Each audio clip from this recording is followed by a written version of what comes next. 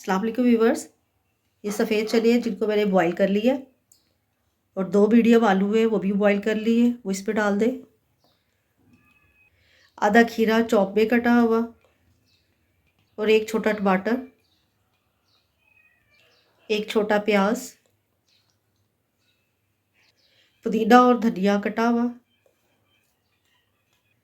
1 teaspoon नमक, half tea spoon कुटी हुई लाल मिर्च, 1 टीस्पून चाट मसाला, 1/4 टीस्पून काला नमक, 1 नींबू का जूस और ग्रीन चटनी।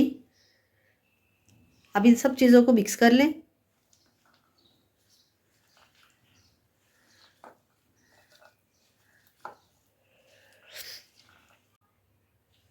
एक बॉल पे दही लें और इसको अच्छे तरीके से फेंट लें। इसके ऊपर दही डाल दें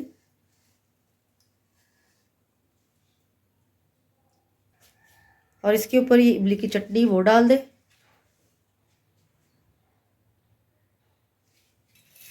लास्ट में इसके ऊपर थोड़ी सी पापड़ी वो डाल दें।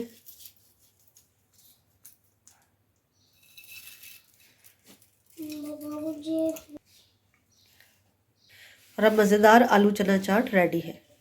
तो इस तरह व्यूअर्स लाहौर की मशहूर आलू चना चाट सर्व के लिए रेडी है। अगर आपको हमारी वीडियो अच्छी लगे तो काइंडली चैनल को सब्सक्राइब, वीडियो को लाइक और शेयर जरूर कीजिएगा।